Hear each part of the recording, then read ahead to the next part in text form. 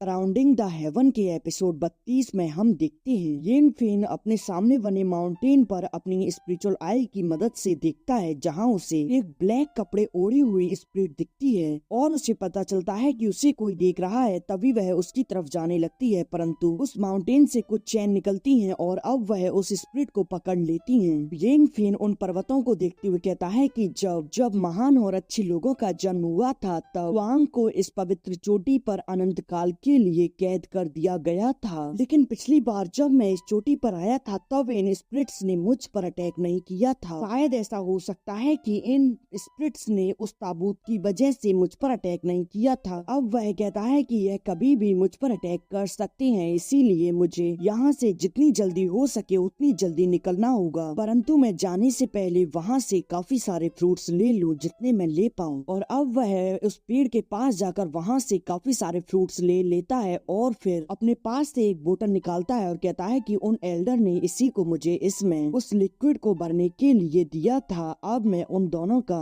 एहसान बंद हूँ। और अब वह वहाँ से काफी सारे पानी को उस बोतल में भर लेता है, जिससे कि वहाँ का पानी भी काफी ज्यादा कम हो जाता है। यह देखकर येन फेन कहता है कि इसने तो काफी ज्यादा पानी एक ही बार में भर लिया और अब वह उस बोतल को अपने पास रख लेता है। अब वह वहाँ से उड़ने की कोशिश करता है, परंतु वह उड़ नहीं पा रहा होता है। वह समझ जाता है कि वह अभी उड़ नहीं सकता और अब वह वहाँ से दौड़ते हुए नीचे आ जाता है, जहाँ वह उन दोनों के वेपन्स को उठाते हुए कहता है कि यह तो काफी ज्यादा अच्छा हुआ, यह वेपन अभी भी वैसे ही है जैसे कि पहले थी। और अब वह उन दोनों को अपने पास रख कर वहाँ से भागते हुए निकलता है। इधर हम कुछ लोगों को देखते हैं जो कि एक लड़की पर अटैक कर रहे होते हैं, जो कि येन फेन की ही दोस्त होती है। और अब वह लड़की जैसे ही उनके अटैक से बचती है, परंतु एक व्यक्ति आकर उस पर अपने काफी सारे अटैक कर देता है, जिससे कि वह लड़की उससे पीछे हो जाती है और अब वह और स्पीड से वहाँ से निकलने की कोशिश कर रही होती है। तभी येन फेन की नजर पड़ती है कि यहीं पर कुछ लोग अटैक कर रहे हैं और अब वह काफी स्पीड से जाकर उस लड़के के मुंह पर एक मुक्का मार देता है। ये देखती है कि येन फेन उसकी मदद करने के लिए यहाँ आ गया। वह कहती है कि मैं काफी खुश हूँ कि तुम ठीक हो। येन फेन कहता है कि तुम यहाँ के लिए क्यों हो और बाकी लोग कहाँ हैं। ये बताती है कि हमें माउंटेन के नीचे गार्ड्स ने रोक लिया, इस पर हमने फैसला किया कि हमें अलग अलग होकर यहाँ से कैसे भी निकलना होगा। वह येन फेन को यह सब कुछ बता रही होती है, तभी वहाँ और लोग आ जाते हैं। येन फेन अपना दिमाग चलाता है और कहता है कि हम जी परिवार के एल्डर के आदेश पर पहाड़ से नीचे आए हैं, तो फिर तुम लोग हमें क्यों रोक रहे हो। वह कहता है कि ऐसा नहीं हो सकता और अब वह सभी को ऑर्डर देता है कि इन्हें मार डालो, परंतु येन फेन उस पर अटैक करता है। तभी वह सभी लोग वहाँ एक फॉर्मेशन बनाकर उन दोनों को उसमें ट्रैप कर लेती हैं, जहाँ वह उस फॉर्मेशन के अंदर उन दोनों पर काफी सारे क्लोन से अटैक कर रहे होते हैं। यह देखकर येन फेन अपना कार्डोन को बाहर निकाल लेता है और अब वह उससे वहाँ आ रही स्पिरिट को मारने लगता है। फेन सोचता है कि ये जैसे दिखते हैं वैसे है नहीं, हमें जल्दी यहाँ से निकलना होगा। अब उन क्लोन की ताकत तो बढ़ने ही लगती है, तभी वह सील बनाकर उनसे बचने की कोशिश करते हैं। अब वह दोनों डिसाइड करते हैं कि हमें जल्दी यहाँ से कैसे भी करके निकलने की जरूरत है। और अब येन फेन वहाँ एल्डर के वेपन को बाहर निकाल कर उनसे उस सभी पर अटैक कर देता है और उस वेपन को देखकर वह व्यक्ति कहता है कि यह तो एल्डर का वेपन है। तभी येन फेन उसकी कार्डोन से काफी बुरी मार मारता है। अब येन फेन उस वेपन को देखते हुए कहता है कि यह जी परिवार का वेपन काफी अच्छा है और अब येन फेन उस वेपन को रख कर उस लड़की के साथ वहाँ से निकल जाता है। और अब वह दोनों एक जगह आकर रुकती हैं, जहाँ येन फेन उससे कहता है कि ये लोग बिल्कुल भी नहीं रुकेंगे और तुम जेड गुफा में भी मत जाना। तुम सभी 3-4 महीने छुपने के लिए एक अच्छी जगह ढूंढ लो और तब तक वापस मत आओ जब तक यहाँ के हालात ठीक नहीं हो जाते। इस पर ये कहती है कि ठीक है। वह कहती है कि येन फेन वैसे तुम कैसे बच गए। येन फेन कहता है कि वैसे तो यह एक लंबी कहानी है, लेकिन तुम समझ लो कि मैं सौभाग्य से बच गया। अब येन फेन अपने पास से कुछ फ्रूट निकालते हुए उसे देता है और कहता है कि तुम इन्हें अपने पास रखो, इससे तुम्हारी कल्टीवेशन की स्पीड बढ़ जाएगी। ये कहती है कि तुम्हारा दिल काफी ज्यादा अच्छा है, लेकिन मैं यह नहीं ले सकती, यह काफी ज्यादा प्रीसियस है, तुम इन्हें खुद रख लो। मुझे कुछ रेयर हर्ब्स की आवश्यकता है जिनकी तलाश मैं कर रही हूँ। येन फेन कहता है कि तुम इसे ले लो, यह तुम्हारे काफी ज्यादा काम आएगा। ये उसे लेकर कहती है कि ठीक है और अब वह कहती है कि तुम्हारा धन्यवाद। और अब वह उससे पूछती है कि क्या तुम मेरे साथ पूर्वी बंजर भूमि में चलोगे। इस पर येन फेन कहता है कि नहीं, मुझे अभी कुछ काम है, इसीलिए मैं कभी और आऊंगा। और अब येन फेन कहता है कि ठीक है, अब मुझे यहाँ से जाना होगा। अब हम येन फेन को एक गुफा के अंदर देखते हैं। वह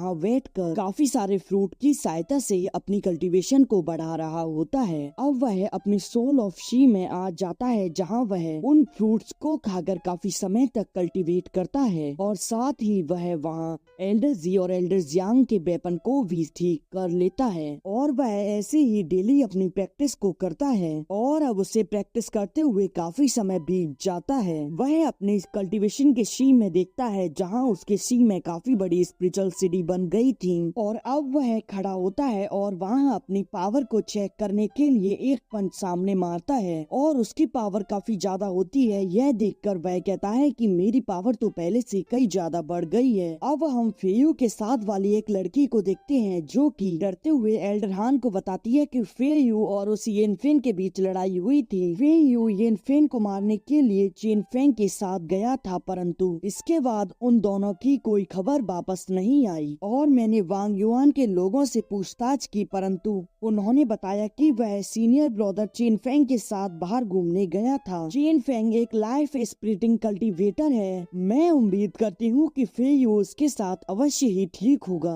इस पर ये शुई कहते हैं कि यह तो काफी अच्छा है, तो फिर तुम लोग थोड़ी चाय पियो। परंतु वह लड़की तो काफी ज्यादा डर रही होती है। यह एपिसोड यहीं एंड हो जाता है। अब से इस सीरीज के सारे एपिसोड टाइम टू टाइम इस चैनल पर आएंगे।